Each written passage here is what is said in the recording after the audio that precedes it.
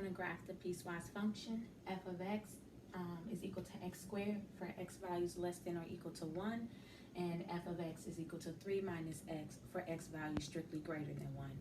And once we have the graph of the function, we're going to determine where f of x is discontinuous and if those particular points is left continuous or right continuous. So our first step is to graph our function. Okay.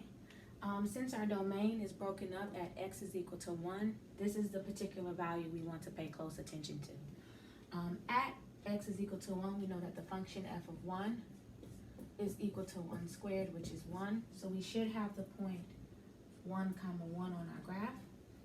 For x values less than 1, we see that our graph is going to look like x squared. Remember that the graph of x squared is a parabola, so it should go through the origin at 0 comma 0, and we'll have the mirror image point at negative 1 comma 1. So we know that we'll have a parabola for x values less than 1. All right?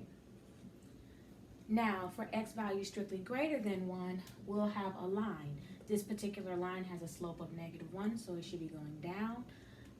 And at x is equal to 1, if we are to use the second function, at x is equal to 1, we'll have 3 minus 1, which is 2.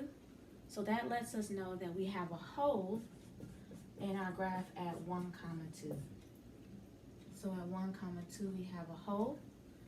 And then if we want to know a couple additional points that our line is going to go through, we know that at 2, f of 2, using the second function, should be 3 minus 2, which is 1. So we have 2 comma 1 as a point. And then f of 3 uses 3 minus 3, which is 0. So 3 comma 0 is another point on the graph.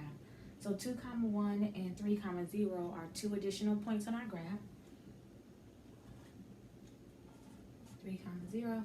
So we know we have a straight line that has negative slope. So now this is the graph of our piecewise function f of x. Now with the graph, we can see that we have a jump discontinuity at x is equal to 1. Everywhere else we're going to be continuous. So that's something that we can record.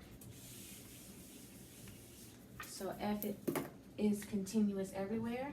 F of x is continuous everywhere, except for the x value, x is equal to 1.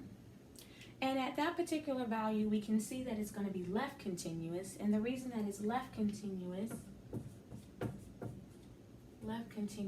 at x is equal to 1 is because the limit as we approach 1 from the left of our function is equal to our function value at 1.